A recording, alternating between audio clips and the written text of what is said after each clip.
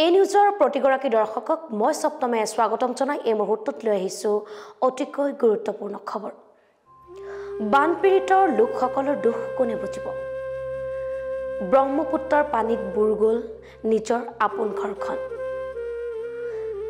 সপোনৰ ঘৰখন পানীত ডুব যোৱাৰ পিছত মানুহৰ কেনে অৱস্থা হ'ব পাৰে সেই দুখ বুজিবলৈ কিন্তু বৰ্তমান কোনো নাই। এটপি খোৱা পানীৰ বাবে হাহাকাৰ হৈছে বিভিন্ন অঞ্চলত। পিন্ধিবলৈ নাই বস্ত্ৰ, খাবলৈ নাই অন্ন, থাকিবলৈ নাই বাসস্থান। বানপানীত ডুবি যোৱাৰ পিছত যি কেইপদ সামগ্ৰী ঘৰত ৰখিছিলে সেই সামগ্ৰী লৈ কেইখনমান টিংপাত লগাই এখন চালি দি তাৰ তলতে কিছু লোকে জীৱন অতিবাহিত কৰিছে। এটপি খোৱা পানীৰ কাৰণে এতিয়া হাহাকাৰময় পৰিৱেশৰ সৃষ্টি হৈছে। বৰ্তমান আমাৰ হাতত আহি পৰিছে চাবুৱাৰ ৰাজচক্ৰ অন্তৰ্গত কিছু গাঁৱৰ দৃশ্য। কেনেদৰে দুৰ্বিষহ জীৱন কটাইছে আমি এই মুহূৰ্তত জনাই আছো প্ৰতিগৰাকী দৰ্শকক সবিস্তাৰে।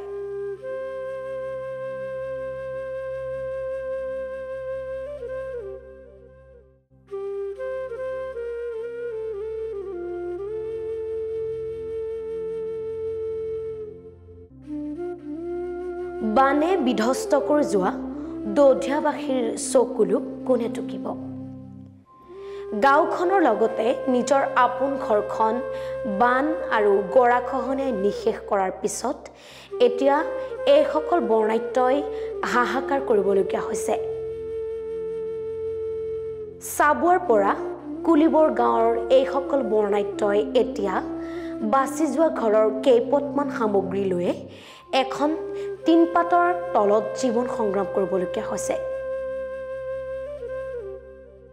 কোনো লোকে এখন টিপালৰ তলত জীৱন সংগ্ৰাম কৰিবলগীয়া হৈছে নতুনকৈ।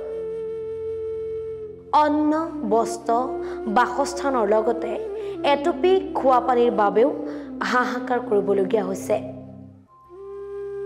বিশুদ্ধ খোৱা পানী নথকাৰ বাবে ব্ৰহ্মপুত্ৰ বাসনী পানীকে খাবলগীয়া হৈছে এইসকল লোকে। বানে বিধ্বস্ত কৰা চাবুৱাৰ ৰাজচক্ৰ অন্তৰ্গত দধিয়াৰ কুলিবৰ, কামেং, পমুৱা, চাৰিখুটি গাঁৱৰ অৱস্থা চাওক। এই অৱস্থা দেখিলে হয়তো আপোনাৰো চকুত চকুলো ওলাব।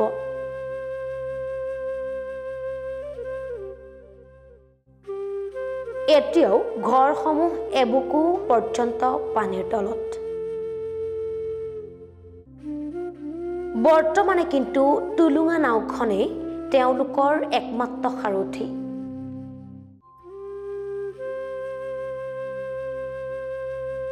কুলিবৰ গাঁওখনৰ বানে একেবাৰে পানীয়ে উটুৱাই লৈ যায়।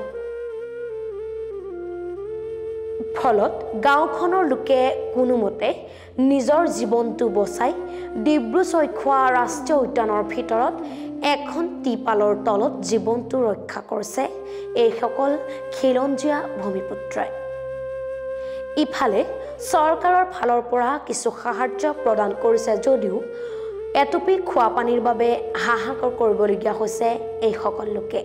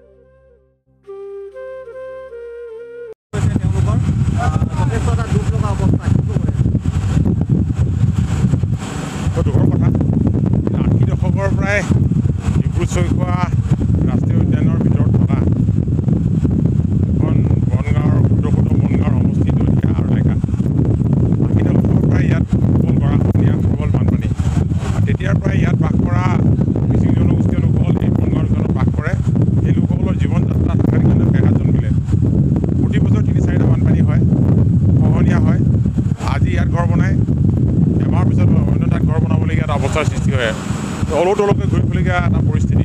গতিকে পৰিস্থিতিৰ পৰা পৰিত্ৰাণ পাবৰ কাৰণে ৰাইজে দীৰ্ঘদিন ধৰি দাবী জনাই আহিছে। চলিত বৰ্ষত যিটো বান হ'ল, খহনীয়া হ'ল, সেই খহনীয়াত এবাৰ দধিয়াৰ যিখন কুলিগাঁও, সেই কুলিগাঁও এতিয়া কোনো অস্তিত্ব নাই। তাত থকা এখন বিদ্যালয়, যিটো চৰকাৰী এখন বিদ্যালয়, তাত এটা ভোটগ্ৰহণ কেন্দ্ৰ আছিলে, সেই বিদ্যালয় পানীত সম্পূৰ্ণৰূপে জাহ গ'ল। এতিয়া তাৰ লোকসকলে অন্য ঠাইত উঠি গৈ অস্থায়ীভাৱে ঘৰ দুৱাৰ নিৰ্মাণ কৰি এতিয়া থাকিবলৈ লৈছে। গতিকে এনেকৈ জীৱন নহয়। আজি আমি ইয়াৰ ক্ষয় ক্ষতি ৰোধ কৰিবৰ কাৰণে, ইয়াৰ ৰাইজৰ সুখৰ সমাৱেশ হ'বৰ কাৰণে আগতেও আহোঁ, আজি আকৌ পুনৰ আহিলোঁ। আহি ৰাইজৰ লগত মত বিনিময় কৰিছোঁ আৰু চৰকাৰকো মই বাৰম্বাৰ অনুৰোধ জনাই আহিছোঁ, দাবী জনাই আহিছোঁ যে দধিয়া আৰু লাইকাবাসী ৰাইজক যিমান পৰা যায় সোনকালে পুনৰ সংস্থাপনৰ ব্যৱস্থাটো কৰিব লাগে। ইতিমধ্যে এই বিষয়ত মই অসম বিধানসভাত এটা প্ৰশ্ন উত্থাপন কৰিছোঁ, চৰকাৰে ব্যৱস্থা গ্ৰহণ কৰিছে। ডিব্ৰুগড় জিলাৰে এটা অংশত দধিয়াবাসী ৰাইজক সংস্থাপিত কৰিব পৰাকৈ কিছু মাটি নিৰ্বাচন কৰা হৈছে। মাটিখিনি নন কেডেষ্ট্ৰিয়েল লেণ্ড, গতিকে তাত পুনঃসংস্থাপনৰ কাৰণে চৰকাৰী কিছু কাৰুকাৰ্য বিধি ব্যৱস্থা গ্ৰহণ কৰিবলগীয়া আছে। তাৰ মাটি সাল সলনি কৰিবলগীয়া ব্যৱস্থা কৰিবলগীয়া আছে। তাৰ যিখিনি বিধিগত ব্যৱস্থা এইখিনি কাম কাজ চলি আছে। আমি আশা কৰিম কম দিনৰ ভিতৰত এই লোকসকলক তাত পুনঃসংস্থাপিত কৰিব পৰা যাব। আজি আমি প্ৰত্যক্ষ কৰিলোঁ যে ইয়াত জনসাধাৰণে সাংঘাতিক ধৰণৰ দুৰ্ভোগ ভুগি আছে। খোৱা পানীৰ সমস্যা হৈছে, খাদ্যৰ সমস্যা হৈছে, বাসস্থানৰ সমস্যা হৈছে আৰু সমান্তৰালভাৱে ইয়াৰ যি পশুধন, ইয়াত বহু ধৰণৰ গৰু খুটি আছে, ম'হৰ খুটি আছে, জীৱ জন্তু আছে। সেই জীৱ জন্তুবিলাকত বেমাৰ আজাৰ হৈছে। ইতিমধ্যে পশু চিকিৎসা বিভাগৰ দল আহিছে, চিকিৎসা হৈছে, কিন্তু তৎসত্ত্বেও ইয়াত দৈনিক গৰু মৰি আছে। এতিয়া মই নিজেই আহি ইয়াত কেইবাটাও গৰু মৃতদেহ প্ৰত্যক্ষ কৰিছোঁ। গোহালিত গৰু মৰি আছে, গৰু মৃত্যুৰ যতনাত গৰুৱে ককবকাই আছে, খটখট হৈ আছে গৰুবিলাক। গতিকে আমি পশু চিকিৎসা বিভাগীয় মন্ত্ৰীক আজি অনুৰোধ কৰিম যে ইয়ালৈ বৃহৎ এটা পশু চিকিৎসকৰ দল প্ৰেৰণ কৰিব লাগে আৰু যিবিলাক লোকৰ পশুধনৰ মৃত্যু হৈছে, সেই পশুধনবিলাকৰ যাতে ক্ষতিপূৰণ আমি চৰকাৰৰ পৰা দিব পৰা যায়, তাৰ ব্যৱস্থাটো আমি গ্ৰহণ কৰিম। আৰু এই সম্পৰ্কত মই অসমৰ মাননীয় মুখ্যমন্ত্ৰী আৰু অসমৰ পশুপালন মন্ত্ৰীক মই প্ৰতিবেদন দাখিল কৰিম।